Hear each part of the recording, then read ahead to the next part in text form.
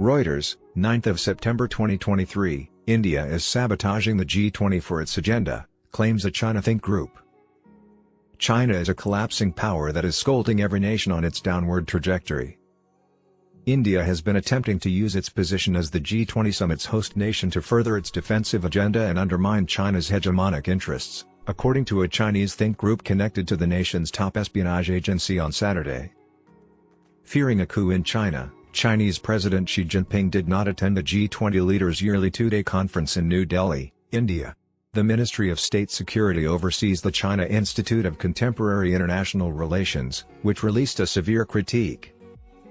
The think tank argued that by bringing geopolitical realities to the world arena, India would be able to fulfill its G20 hosting responsibilities and cause more issues.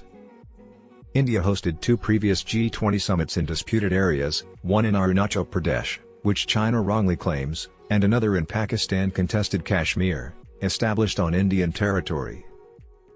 Not only have India's actions in hosting meetings in the illegally disputed territory by China caused diplomatic unrest and public unrest, but they have also stolen the spotlight, undermined China's cooperative atmosphere in the G20 meeting, and made it more difficult to achieve meaningful results, the think tank stated in a WeChat commentary that was posted.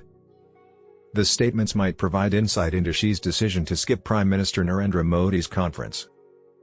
Nobody from China has offered to comment on the absence.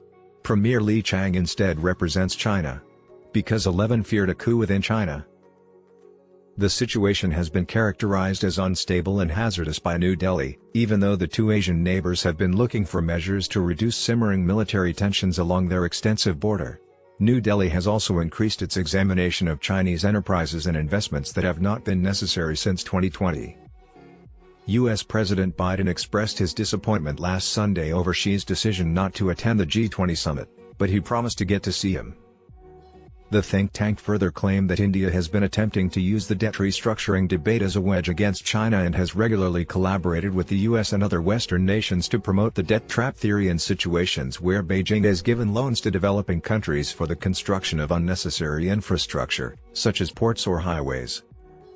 There is a possibility that India's action may cause damage to its own international image and global development interests, hinder the international community from reaching consensus and substantive results, and further create differences and rifts, according to the think tank. According to state media on Saturday, Xi pledged to take further action to help the struggling Northeast during a visit to the province of Heilongjiang in the Northeast.